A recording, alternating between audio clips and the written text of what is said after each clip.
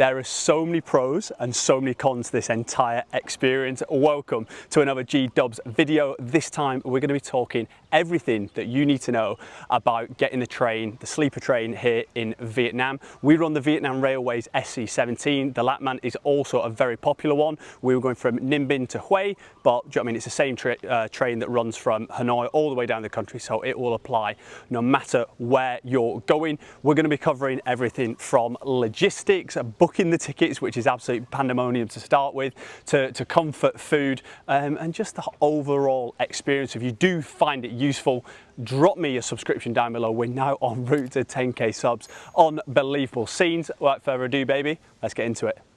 So first things first, booking the goddamn tickets. You think this would be a nice, smooth, streamlined process, no issues at all.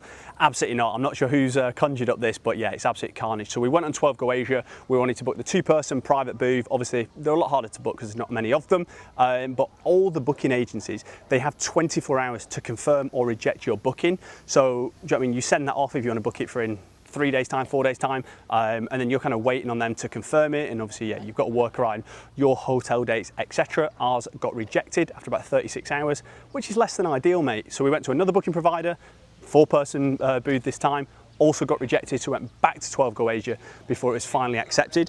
The 2-person private booth is £116 per person for that. And even though they didn't take our booking, they still charged us a £7 transaction fee, which is obviously, yeah, a bit of a piss take, but we billed.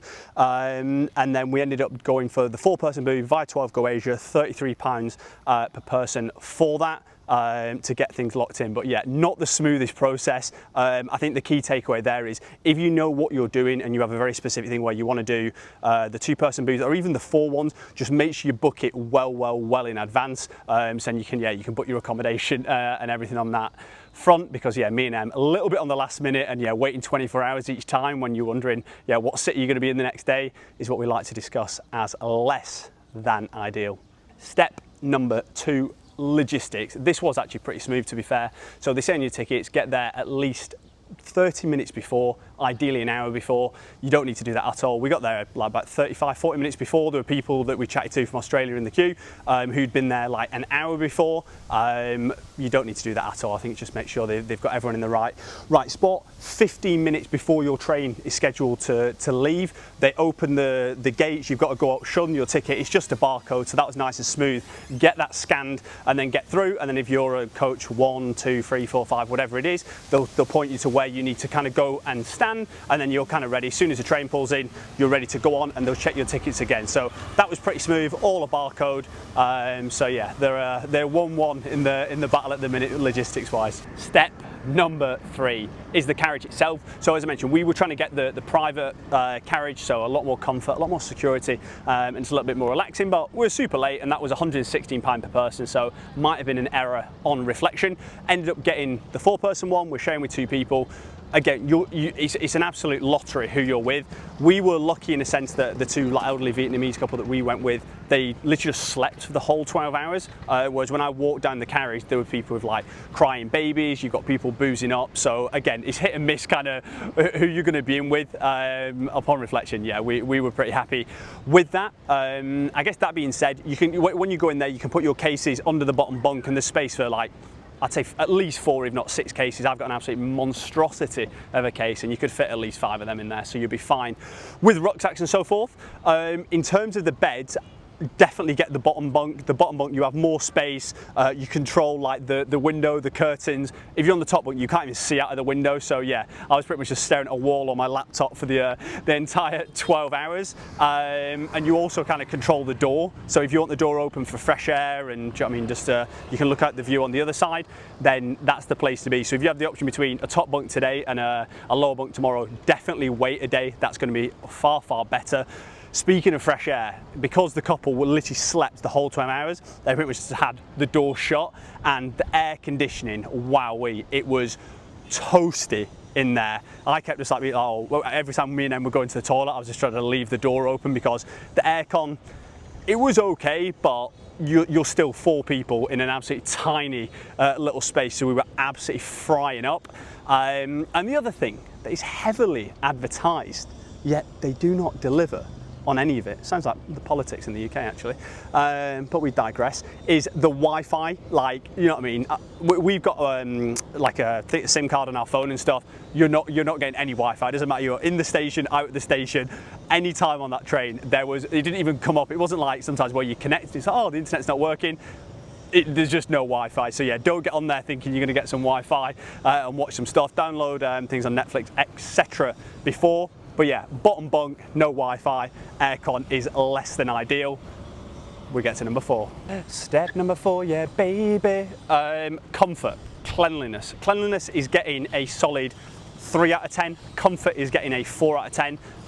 It wasn't the cleanest, do you know what I mean? On the top where we had to put like our shoes and I guess like our food and stuff, that was pretty dirty, mate. And then like the toilets were okay, to be fair, like nothing to complain about. But obviously, yeah, weren't the best. On the train itself, do you know what I mean? You're pretty much obviously going in a straight line most of the time, so it's not like you're getting thrown around, but there is a little bit of a rock to it. So if you're a terrible sleeper, I don't know if the train will be for yourself because there is a little rock.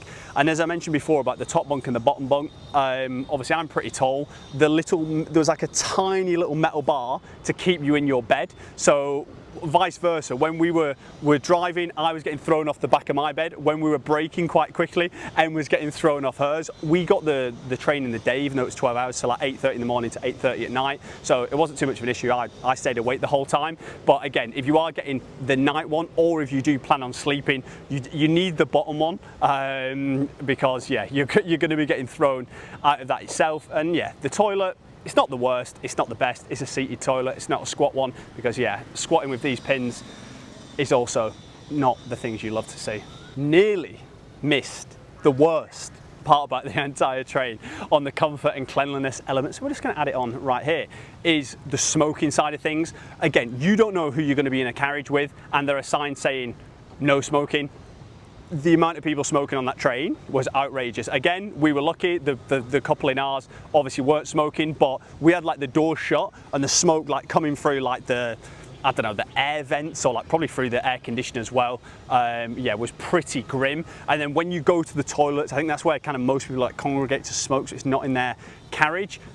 Yeah, obviously that is just absolutely stinking a cigarette. So again, that was a pretty grim element, to be fair. That's getting a big minus point from my side of things. It wasn't an issue the whole way, because obviously I guess people were sleeping and doing different things, but yeah, I think that's pretty grim on the old train front. Cheers. Now, the next stage, it's a big fifer, food. Okay, there are 3 carts that come around to each carriage. One is doing like hot food, like noodles and meats and stuff like that. The meats, there were some spicy things on that cart, and I saw them all 3 times. People weren't buying them, they were still there, open, just left in between the carriages, between when they're going up and down. So yeah, I would probably avoid those unless you've got like an absolute iron stomach, like our Vietnamese friends, because they got like, I think it was like a little duck or pork number with some rice, which was 100 dong per person, so that roughly works out about £3.30. The other cart is the more like snacks, so like drinks and stuff, so that was super cheap. It was like 15,000 for a can of Coke, which is yeah about 40p.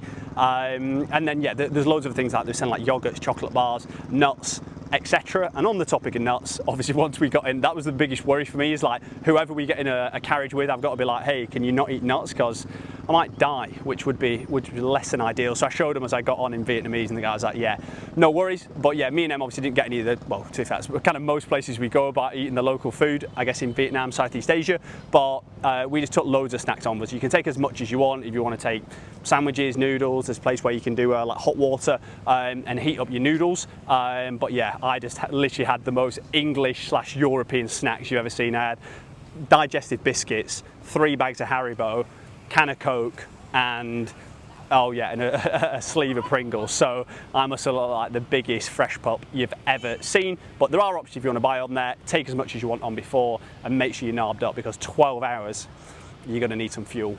That is it.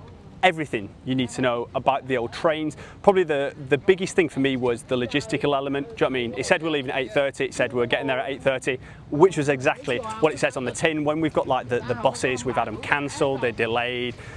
it's just an absolute nightmare, to be fair. There are pros and cons to both. If you want me to do a video on both, or if you have questions, bang me a message down in the comments.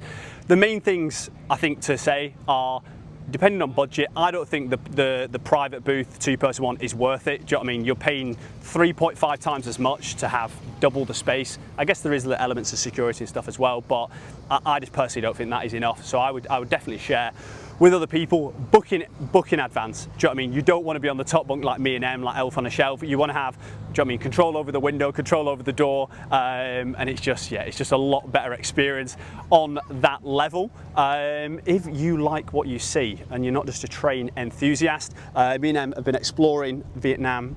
We've been to Hanoi, Sapa, Nimh Binh, Hue, and now we're in Hoi An. So there's going to be loads of Vietnam content on the channel, so check that out down below. Whilst you're there, we're now en route to 10k subs. Absolutely unbelievable start to 2024. So do yourself a favour, hit that button, and remember, baby, the chef is always cooking. Let's get it.